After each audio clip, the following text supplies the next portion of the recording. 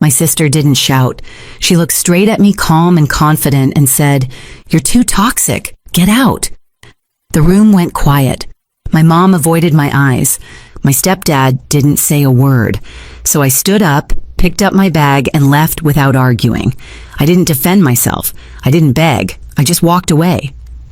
7 days later, my phone started ringing nonstop. Her voice was panicked, almost breathless. Why did I get an eviction notice? That was when she finally realized something she never expected. Toxic people don't let sisters live rent-free forever. Before I explain how it got there, tap like and comment where you're listening from, especially if setting boundaries ever made you the villain. My name is Elizabeth. I'm 35 and I work as a dentist. Most days, my life looks calm from the outside. Clean white coats, quiet exam rooms, the low hum of equipment in the background. People usually tell me I seem put together. What they don't see is how much of that calm was built by learning how to swallow discomfort without making a sound. My family wasn't always like this. When my biological father passed away, everything shifted quietly like furniture moved in the dark. My mom remarried a few years later. That's how my stepfather came into our lives along with his daughter, my stepsister. On paper, we became a blended family. In real life, it felt more like a balancing act that never quite settled. Growing up, I learned early that I was the capable one, the responsible one, the one who didn't need much. If something needed to be handled, it usually landed on me. Not because anyone said it out loud, but because I didn't complain when it did. I went to school, built a career, paid my own bills. Independence became my default setting. The person who made me feel seen was my grandmother. She had this small apartment in the city, nothing fancy, but warm in a way that mattered. The smell of old books. Soft curtains that let the afternoon light in just right. She used to say that a place should feel like it's waiting for you. When she passed that apartment, came to me. Not as a prize, but as a responsibility. Something she trusted me with. At the time, my stepsister was struggling. New relationship, unstable finances, lots of big dreams, and very little planning. My mom framed it gently. Just temporary. Just until they figured things out. The apartment was empty anyway. Family helps family, right? So I said yes.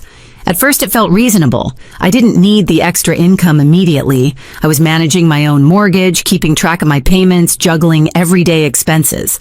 Letting her live there rent-free seemed like the kind thing to do. I told myself it was short-term, a year maybe less. But months passed, then more months. Conversations about timelines turned vague. Requests stopped sounding like requests. Utilities were covered, but everything else, repairs, upkeep, little unexpected costs, somehow found their way back to me. And every time I felt a flicker of doubt, I pushed it down. I didn't want to be the difficult one, the selfish one. Looking back, that was the pattern. I gave quietly. They took comfortably. And the more normal it became for them, the less normal it felt for me. I just didn't realize yet how expensive that silence was going to be. Things didn't explode all at once. They never do. They stretch, they creep, they disguise themselves as normal conversations until one day you realize you're already standing in the middle of something ugly. It started with comments. Little ones. My stepsister would text things like, "We might need help with a few things this month," without ever saying what those things were.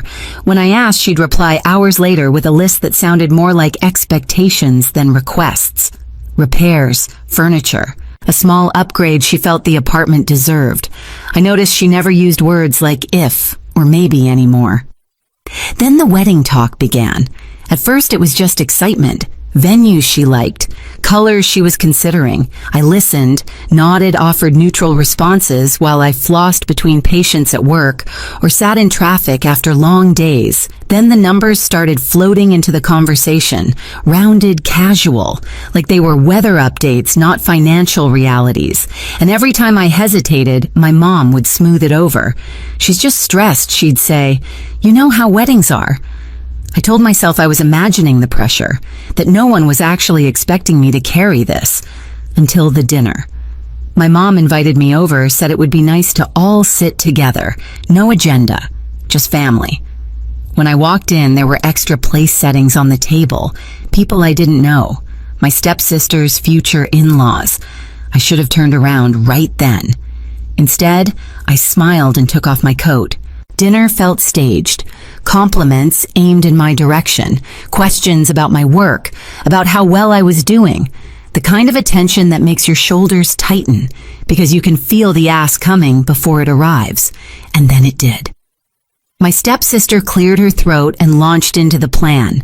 Not just the wedding, but the vision. What it should look like. What it should feel like.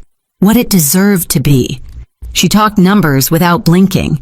When she finally turned to me, her smile didn't reach her eyes. I said I wanted to help. I said I just couldn't be responsible for everything, that I had limits. That's when the air shifted. She laughed.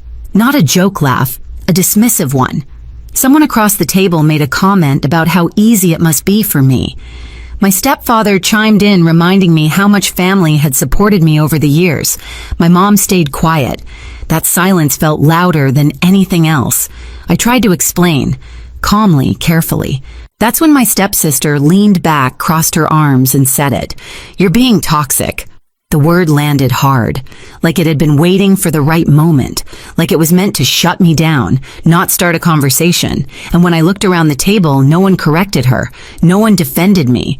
In that moment, I understood something with perfect clarity. This wasn't about money. It was about control. And I was done pretending not to see it. I didn't sleep that night. Not because I was angry, but because everything finally made sense, and my brain wouldn't stop replaying it. The smiles, the way the conversation had been steered, the silence that followed when I was labeled the problem. I kept hearing that word in my head over and over like it had rewired the way they saw me. The next morning, I went through my routine on autopilot. Shower, coffee, keys. My reflection in the mirror looked the same, but something underneath had shifted. I wasn't hurt anymore. I was clear. For days, I didn't hear from anyone. No apology, no follow-up, just quiet. The kind of quiet that only exists when people assume you'll come back on your own, when they believe time will soften you into compliance. Instead, I started paying attention. I pulled out my notebook and listed what I'd been covering. Payments here, bills there, small things that added up over time. I wasn't spiraling. I wasn't plotting. I was just being honest with myself for the first time about how long this had been going on, about how normal it had started to feel to give without being asked, and how wrong that was.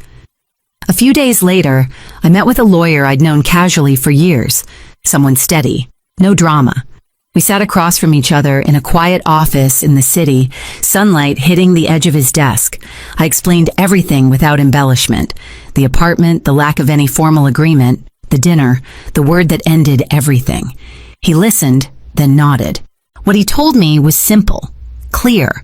I wasn't doing anything wrong by reclaiming what was legally mine. There were steps, notices, timelines. Nothing aggressive, nothing unethical, just boundaries on paper.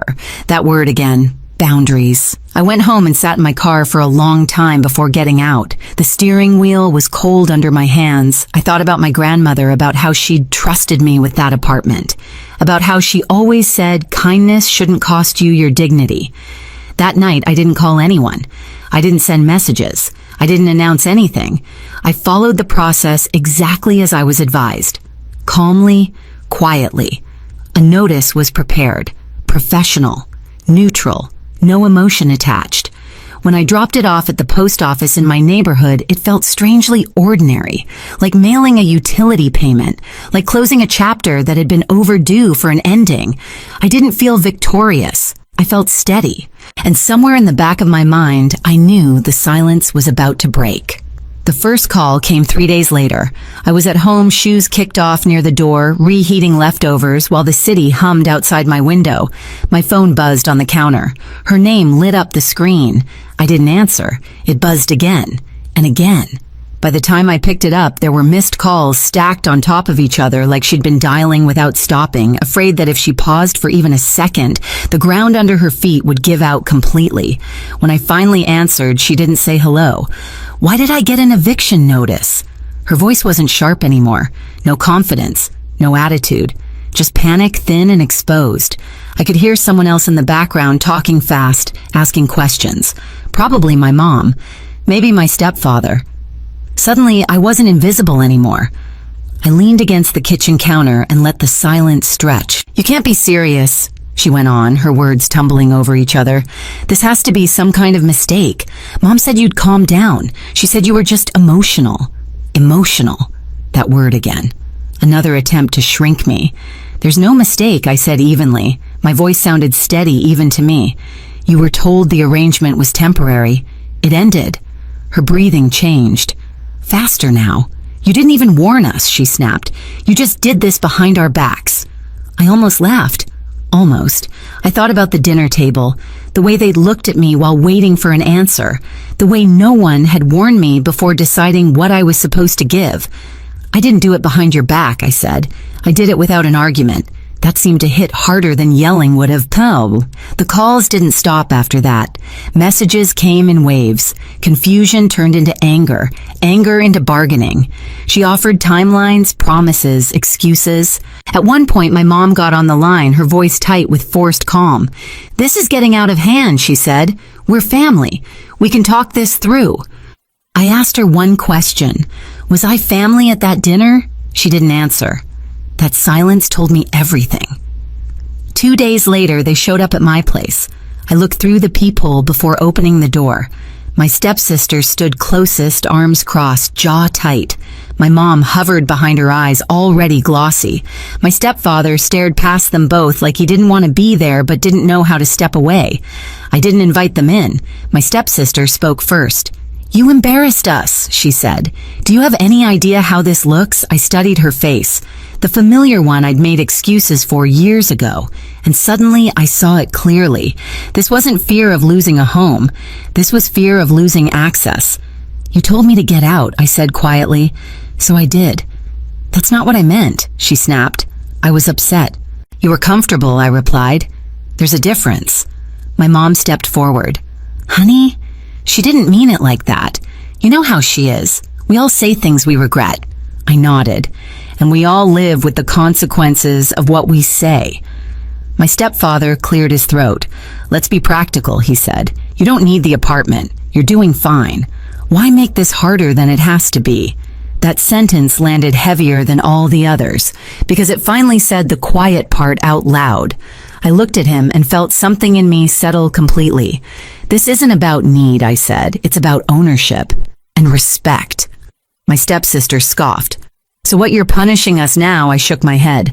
"No, I'm opting out." She stared at me like she was trying to recalibrate the situation, to find the right lever. Then her voice dropped sharp again. "You're being toxic." There it was, the word she'd been holding on to like a weapon. I didn't flinch. "Toxic people," I said slowly. "Don't allow sisters to live rent-free in their apartments." The words didn't come out angry. They came out final. For a moment, no one spoke. My mom's mouth opened, then closed. My stepfather looked down at his shoes. My stepsister's face flushed, then drained, as if she'd finally realized something fundamental had shifted. "You can't just throw us out," she said weakly. "Where are we supposed to go?" I met her eyes. "That's a question you should have asked before you decided I didn't deserve basic respect." Her confidence crumbled after that. She tried apologizing, then blaming, then apologizing again. Each version sounded rehearsed, like she was flipping through scripts, hoping one of them would still work on me. None of them did. "I'll give you the time outlined in the notice," I said. Nothing more, nothing less. My mom reached for my arm. I stepped back. "This isn't cruelty," I added. "This is a boundary." They left shortly after that. Not dramatically, just quietly. The kind of quiet that follows when people realize they've pushed too far and there's no way to undo it. The remaining weeks passed with surprising calm. No more calls, no more messages, just space. On the final day, I didn't go inside the apartment. I stayed across the street, sitting in my car, watching them load boxes. My stepsister avoided looking in my direction. My mom moved slowly, like the weight of it all had finally caught up to her. When they were done, my stepsister walked over and placed the keys on the hood of my car. Her hand lingered for a second, like she wanted to say something else. She didn't. They drove away without looking back. I didn't feel triumphant. I felt free. The apartment was quiet after they left. Not empty quiet. The kind of quiet that settles instead of echoing. I walked through the room slowly, noticing things I hadn't before. scuffed walls, a loose cabinet hinge, ordinary wear that told a story without emotion attached to it. I took care of what needed fixing, small repairs, fresh paint, nothing dramatic. Within a few weeks, the place had new tenants, reliable, respectful. The payments came in on time, predictable, uncomplicated. For the first time, the apartment felt like what my grandmother intended it to be, stable, not strained. My family didn't reach out again, not with apologies, not with demands. The silence felt different now, lighter, like I'd set something down that I'd been carrying for years without realizing how heavy it was. I focused on my own life. Work felt easier. Evenings felt longer. I started saying no without rehearsing explanations in my head. That alone changed everything. I didn't lose my family that day. I lost the illusion that love requires self-erasure, and that loss gave me something I hadn't had before: peace.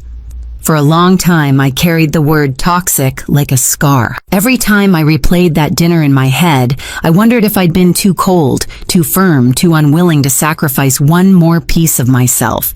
Families have a way of teaching you that love is measured by how much you're willing to lose. But here's what I finally learned. The moment you stop being useful, people who live on entitlement will call you names that sound like moral judgments. Toxic, selfish, heartless. Those words aren't diagnoses. They're protests. They're what happens when access is revoked and boundaries replace convenience. I didn't destroy my family. I stepped out of a role that was slowly destroying me. Life is quieter now, not empty, just honest. I spend my time, energy, and money on things that grow instead of drain me. And the peace that comes from that is worth more than any approval I was chasing before. If this story feels uncomfortably familiar, you're not alone. Share where you're listening from and what boundary changed your life. It might help someone else feel seen too. And if you want more real stories about family betrayal, quiet revenge, and choosing self-respect, make sure you subscribe.